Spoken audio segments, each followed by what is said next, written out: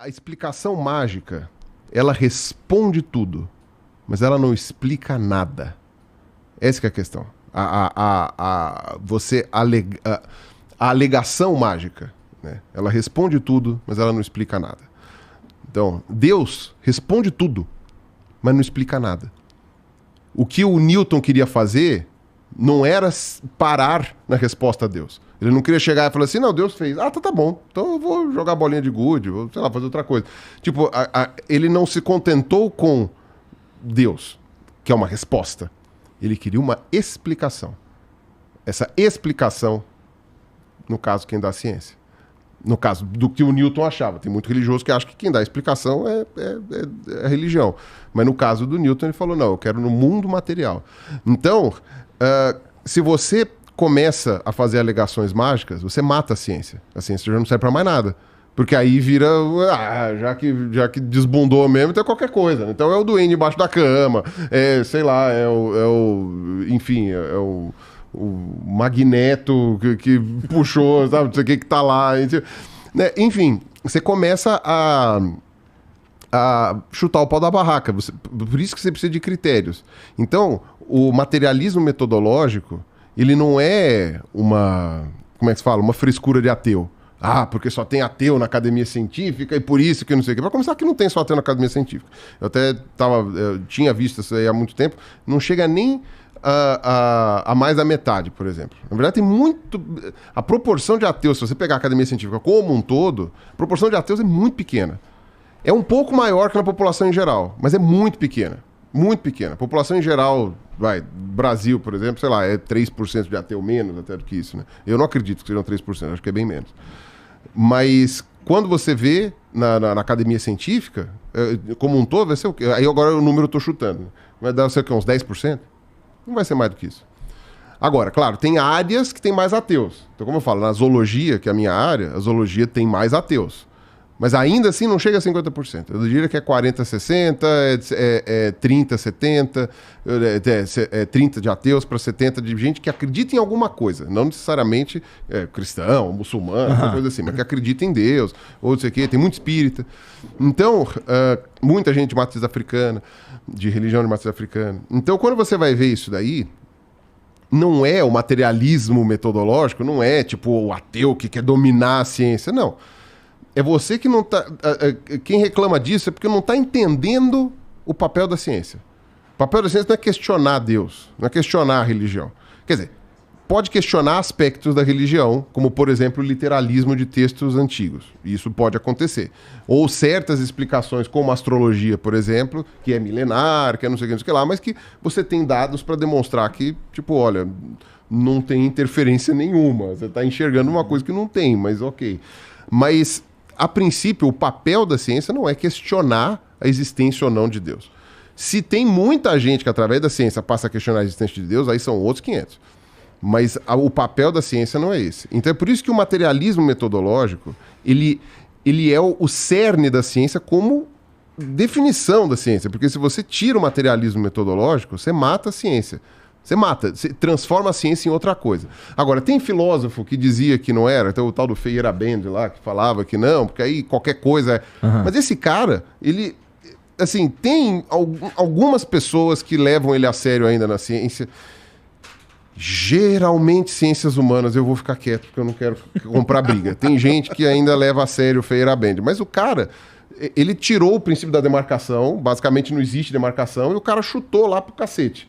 Né? Então qualquer coisa é ciência. E aí ele era entrevistado por quem? Por criacionista, por astrólogo, por coisa que... Porque o pessoal adorava ele, porque ele falava o que todo mundo queria ouvir. Né? Então, mas, enfim, minhas críticas vão parar por aqui. Entendi. Tá? E aí a pseudociência, respondendo o que você falou, a pseudociência, ela entra como? Ela entra como? É uma explicação que se diz científica, mas que usa princípios que não podem ser...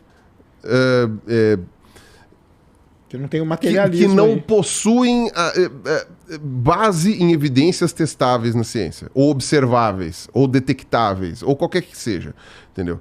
Então, você tem isso daí. Ou então, Pode até ser alguma ideia que nem alega ser científica. Essa é uma definição que muita gente briga. Então, eu não estou colocando que eu penso assim, mas estou explicando porque tem que dar. Algumas pessoas chegam e falam também, ó, não necessariamente precisa alegar que é ciência, mas precisa ser uma alegação que interfira o suficiente no mundo material para que possa ser medido. Então, por exemplo, astrologia, tem gente que diz que é religião, tem gente que diz que é pseudociência. Porque aí tem uma parte dos astrólogos que juram que são científicos. Aí isso daí já vira pseudociência, porque eles estão baseados em explicações espúrias, que não, sabe, em dados espúrios que você não consegue medir, não consegue testar, não consegue reproduzir. Isso. Exato, reproduzir. Não faz a preditibilidade deles falha, prevê coisa, a predição dá errado em números grandes, né? Porque, deu errado, deu certo para 1, para 2, tá, tudo bem, mas isso daí é aleatório, você pode fazer, né, ou leitura fria, que o pessoal fala. Agora, tem uma parte dos astrólogos, do pessoal que defende astrologia, que diz que não é ciência. Qual que é o teu signo? Adivinha, né? Adivinha. Adoro isso. Né? Eu posso te falar uma coisa. Tem uma proporção de 1 para 12 de pessoas que acertam meu signo. É incrível. Não vale olhar na Wikipédia. Mas enfim, agora quando o pessoal... agora tem um pessoal que diz que a astrologia não é ciência. É religião, é uma fé, é uma crença. Só que a astrologia é particularmente um tipo de área, do conhecimento, a gente pode chamar assim, né? Cujas explicações interferem tanto no mundo material que mesmo que eles aleguem que não são ciência, a gente ainda pode chamar de pseudociência. Mas, de novo, eu não sei se eu concordo com essa definição. Eu acho ainda que para ser pseudociência tem que alegar ser científico. Mas há quem diga que nem isso precisa. Mas... interfere a ponto de nem contratar pessoas, né? Tem empresa que usa astrologia na hora de contratar. Tem empresa que usa astrologia, cuidado, vai ser cancelado. Para, não fala mais, vai ser cancelado. Veja que eu tô te protegendo. Aquele meme lá do desenhista que pensa lá do soldado. Tô eu protegendo o sacane aqui. Não, eu falo... Pira, né? Mas, então, por exemplo, por que o design inteligente é uma pseudociência por definição? Por quê? Ele se baseia em 2 coisas principais. Uma, a crítica à evolução. A evolução está errada, ponto. O pessoal do design inteligente usa uma crítica muito forte à evolução. Não todos. Todos. Existem uns caras que defendem o design inteligente para um ponto de partida. Todos. E a partir dali... Todos. Tá bom, então. Tô falando pra você, todos. Você vai falar com qualquer uma dessas pessoas que defende o ponto de partida, em algum momento a pessoa vai questionar uma série de coisas muito simples. Por exemplo, tudo bem. É a origem da vida, foi Deus, ou foi um criador, ou foi o ET, não importa. E aí depois a evolução agiu, ou foi sendo guiada. Ok, você chega e fala, eu não vou falar de origem da vida, eu não vou falar de origem do universo, eu vou fazer uma pequena afirmação. Então, dentro do teu princípio, todos os vertebrados têm uma origem comum. Então, a gente pode dizer que, tipo, a gente descende de um grupo de primatas, que vê não sei o que vê não sei o que lá, que são mamíferos descendem no grupo de répteis. A pessoa vai olhar com cara de nojo pra você. Ela vai olhar torto. É muito confortável, em público, falar, não, eu não estou questionando isso, eu estou questionando... mas questiona. Não, mas assim, vamos lá. Não acredito. Se a gente parte da ideia, vamos lá. E aqui me ajuda aí. Tá bom, eu acredito no design inteligente e Deus criou o macaco, ele criou o homem, ele criou o boi, ele criou o peixe... Ele criou essas paradas assim, já meio mais ou menos separadinho, tá ligado? E a gente foi melhorando, na verdade a gente foi mudando, evoluindo ao longo do tempo até ficar como é hoje. Mas assim, há 6 mil anos atrás, que foi quando Deus criou, 6 mil anos, né, Sérgio? Isso. 6.400 e sei lá o quê. 6.400, sei lá. Segundo a contagem do Bispo Usher. Eu não tô tirando sarro não, tá, família? Eu tô falando aqui. Há 6 mil anos atrás, quando Deus criou o bagulho, o homem era mais ou menos nós, só que ele era mais tapado. E aí ele foi melhorando e não sei o que e tal. E aí, assim, não era que a gente mudou pra caralho. Mas a gente Entendi. foi mudando um pouquinho. Isso daí tem um grupo de criacionistas que, inclusive, acho que é um dos mais numerosos hoje, desse pessoal que é do movimento criacionista mesmo, que são os baraminologistas. Caralho, nunca ouvi esse nome. Exatamente. Que eles dizem que são várias árvores. Então, por exemplo, Deus criou o felino básico. Aham. E aí, do felino básico, um virou gato, um virou leão, virou tigre, virou não sei o quê. Mas o felino é felino. Aí você chega e fala, não, mas o felino... Ele tem um ancestral comum com os cachorros, por exemplo. Não! Deus criou o felino e criou o cachorro. Aí criou o canídeo básico. E aí depois o canídeo foi não sei o quê. Aí você chega e fala, não, tudo bem, mas... Agora, o ponto bom, eu não vou... Mas então o que eles falam? Eu posso responder eles esse colocam argumento, mas, o assim... ponto inicial criacionista e depois uma Isso, evolução. E depois uma evolução. Entendi. Agora, então existe um grupo que pensa dessa forma. Mas, obviamente, isso não é isso é pseudociência, por quê? Porque em determinado ponto você precisa colocar um criador. E quando você vai fazer esse tipo de avaliação, tem respostas que eles não sabem dar. E você chega e fala, cara, isso não faz sentido. Por exemplo, como você diz que um felino inicial deu origem a toda a diversidade de felinos? Ah, mas é porque você vê pela genética, você vê pela coisa. Tá, você vê pela genética, mas aí você vê pela genética, você tem alguns grupos de animais que são quase felinos. Você tem alguns bichos na Ásia, por exemplo, que são, quase felinos. Aqui no Brasil a gente não tem muita cara deles, mas lá na Índia tem um monte. Deus errou, inclusive, naquele bicho que tem bico de pato, que... Como é que é o nome desse bicho aí? Ornitorrinca. Deus Coitado do errou. ornitorrinco. Mas enfim. Não, Deus errou, claramente. Tu não Cara, acha? Deus errou. Aquilo lá, eu inclusive apelidei de erro de Deus. A barata d'água. Aquilo é o erro de Deus, Por quê? cara.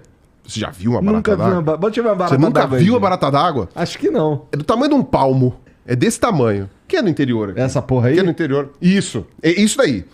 Ó, Ei, que nervoso. Não, essa aqui é pequena. Essa que tá na mão do cara é pequena. Barata d'água é um troço gigantesco. Aquilo tá comendo um peixe? Tá comendo um peixe! Então, isto... O que é aquilo ali embaixo de bolinha? Aquilo é uma tartaruga. Não, ali embaixo. Ali embaixo é ovo. Ela tá pondo os ovos nas costas ali. Cara, ó, tá comendo uma tartaruga, mano. O bicho está comendo uma tartaruga. Tira essa porra aí, gente. Isso daí não é uma barata, né? Isso daí é um percevejo gigante, né? É da ordem hemíptera, que o pessoal fala. Não é da ordem das baratas. Mas é um troço desse tamanho. Tem essas garras grandes. Tem um aparelho picador, porque o bicho é carnívoro. Então, por exemplo, diz que é uma das piores dores de picada possível. Caramba. É um troço que voa ainda por cima, nada bem. E bem. Voa bem. É melhor que o pato, então. Melhor que o pato e ainda por cima faz mal, porque ainda pica de um jeito doloroso. E é um troço desse tamanho. Isso é o apelido o erro de Deus, cara. É aquelas coisas que me faz chegar e falar assim, olha, em Deus eu não sei se eu acredito, mas no capeta eu já tô acreditando. O capeta existe. Ele né? fez isso aí, né? Que eu já tô falando, porque ó, aquele negócio é um erro. O ornitorrinco é bonzinho, bonitinho, fofinho. Ele tudo bem que ele tem veneno, mas tipo... Mas ele é todo errado, pô. Ele não é todo errado. As pessoas aqui não sabem É a analisar mistura de um monte de bicho, aquela não porra. Não mistura nada, coitado. O bicho é mongo. Mas enfim...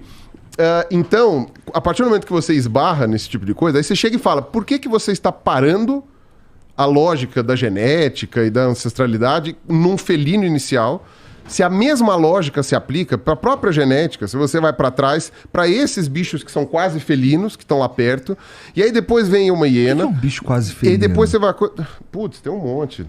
Fala só Quer o nome ver? de um Pera aí, aí, pô. é que eu tô tentando lembrar. Eu ia falar da civeta, mas eu acho que a civeta não é. Isso aí que o Peru tá falando é legal, porque é aquilo lá que ele falou antes, que o cara, velho. ele pega a genética pra mostrar um lado, mas ele não pega a mesma genética pra ir pro outro lado, entendeu? Aham. E aí você fala, por que você não tá... Cara, que legal, você acha que a genética resolve isso? Então vamos pegar isso aí que você falou, já que você fala que a genética tá ok, e vamos aplicar ela aqui pra trás. Olha aqui, ó, como ela funciona também. Ah, não, mas aí não, porque aí daqui pra trás... Esse aqui é o negócio, entendeu?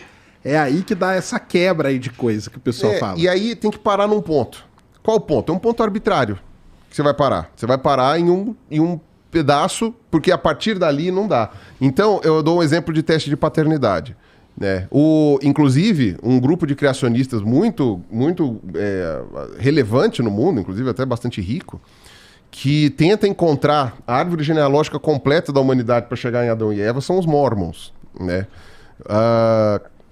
Só que é aquela coisa interessante. Você chega e fala assim, tudo bem, você consegue provar, isso a ciência já fez, né? A ancestralidade comum de toda a humanidade, como espécie. Mas por que que até ali a genética funciona. Aí quando você vai pegar a genética do Neandertal, que existe, depois a genética do chimpanzé, do bonobo... Não. A partir daqui a genética já não funciona mais. As datações radioisotópicas são perfeitas até 6 mil anos. A partir de 6 mil anos, não. Aí a partir dali não funciona mais. Tal. É isso, é aplicar... Então, quer dizer, a ciência é a frase que o Pirula fala, famosa, cara. A ciência só tá certa quando ela concorda comigo, entendeu? Que é isso. Quando ela não concorda, aí não. Aí não é mais ciência. Aí não é mais, entendeu? Quer ver, ó, digita aí civeta. É isso mesmo, é civeta. É um bicho indiano bem espalhado lá. E aí dá uma olhada, ver se...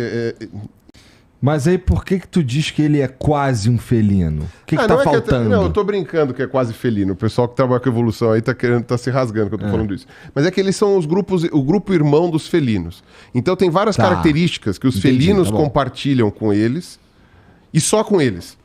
Tipo, são características que só esse grupo aí, né? Acho que são os viverídeos. Não são nem os viverídeos. São... olha, esse bichinho é muito legal. Vai ser difícil achar foto dele. Digita aí, por favor, Prionodon. Ele vive no Sudeste Asiático também. É mais fácil do que colocar o nome dele em coisa. Aí, ó. Tá vendo? Esse é o grupo irmão dos felinos. De todos os felinos. Ó, que bonitinho aquela do Pinterest ali, ó. Tá vendo? Esse é fofo. Você vê que ele tem... características, isso da gente que eu não sou especialista em felino, só de olhar, você vê algumas características parecidas. Tem um bigode, tem uma mancha. Mas você olha e fala, mas isso não é um felino.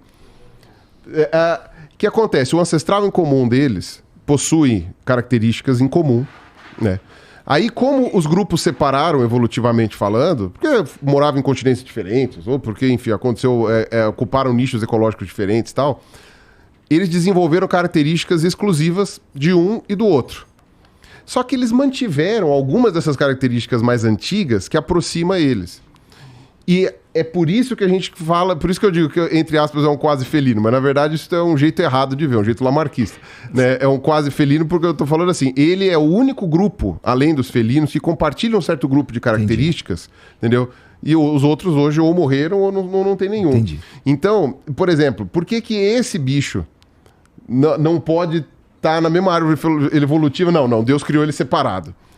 Entendeu? E você olha e fala, tá, mas então Deus ele usa a genética de um jeito bem industrial, né? Porque tá parecido. Tudo, né? Não, porque tá parecida a genética, né? Fala, não, mas aí foi separado, é outra linha de montagem. Não, tá, mas é outra linha de montagem, mas então por que funciona para esse grupo e não para aquele, entendeu? E aí tudo começa sabe? Então, por isso que essas explicações, sejam do criacionismo, sejam do design inteligente, aí o criacionismo estrito sensu, ele tem essa questão de ser pseudociência. Na verdade, dependendo da situação, o criacionismo é uma não ciência. Dependendo da situação. Se a pessoa não está querendo basear nada nos estudos naturais, ela só está lendo a Bíblia e ponto, isso é uma não ciência. É uma só religião, uma não ciência. Que é a Bíblia que conta a história, como tudo foi criado e acabou, né? E aí acabou, não quer saber. Mas quem escreveu a Bíblia não interessa. Tá escrito lá, tá, foi Deus.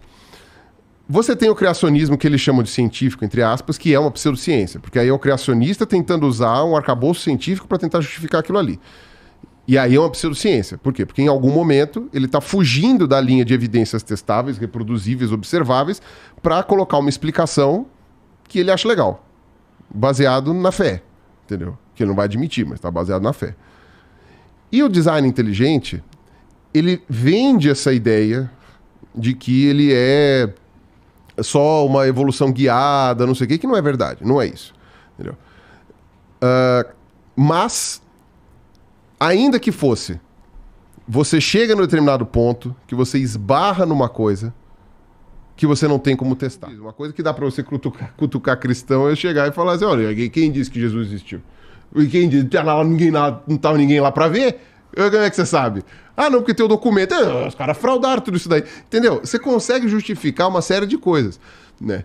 As pessoas que duvidam do método científico para testar a evolução são aquelas pessoas que vão usar o mesmo método de maneira muito eficiente para provar que Jesus existiu. É o mesmo método. Exatamente. Ou seja, a pessoa é muito boa naquilo, Mas não percebeu que, tipo, olha, tudo isso que você tá fazendo é a mesma coisa que a gente faz pra provar que a evolução aconteceu. Tipo, é a mesma coisa. Entendeu? E você não precisa voltar no tempo pra ver... E a gente não pode voltar no tempo pra ver Jesus. Assim como a gente não volta no tempo pra ver o Tiranossauro. Ah, e você que tá assistindo esse vídeo aqui no Talk Flow, dá pra você virar membro, cara, do Flow agora. É um botãozinho do lado do botão de se inscrever. A gente faz um programa semanal só pros membros. Olha. Então fique esperto aí. Se quiser virar membro, tá bem aqui do lado, é mó merreca, custa menos de R$8, irmão.